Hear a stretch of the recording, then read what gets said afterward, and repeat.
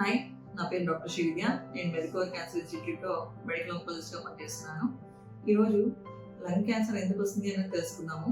So మనం lung cancer ఎందుకు వస్తుందని చూసుకుంటే కొంతవరకు మన అలవాట్లను చెప్పుకోవచ్చు. అందులో కామన్గా ఉండే అలవాటు స్మోకింగ్ అన్న విషయం అందరికీ తెలుసు. సో స్మోకింగ్ వల్ల లంగ్ క్యాన్సర్ రిస్క్ అనేది చాలా ఎక్కువ ఉంటుంది. ఇది కాకుండా కొంతమందికి స్మోకింగ్ హిస్టరీ లేకపోయినా సరే క్యాన్సర్ వస్తుందని వింటూ ఉన్నాము. దీనికి కారణం ఏంటి అంటే చాలా కారణాలు ఉండొచ్చు. అందులో కొన్ని కారణాలు ఏంటో చూద్దాము.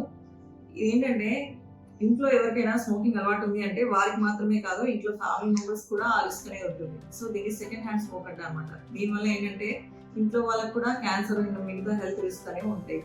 ఇది కాకుండా ఇప్పటికీ కూడా కొంతమంది కట్టెల పొయ్యి మీద వండుకోవడం, కిరోసిన్ పొయ్యి మీద వండడం అండ్ కిచెన్ స్మోకీగా ఉండడం వల్ల కూడా పూర్ వెంటిలేషన్ ఉండడం వల్ల కూడా లంగ్ క్యాన్సర్ రిస్క్ అనేది ఎక్కువ ఉంటుంది అనమాట.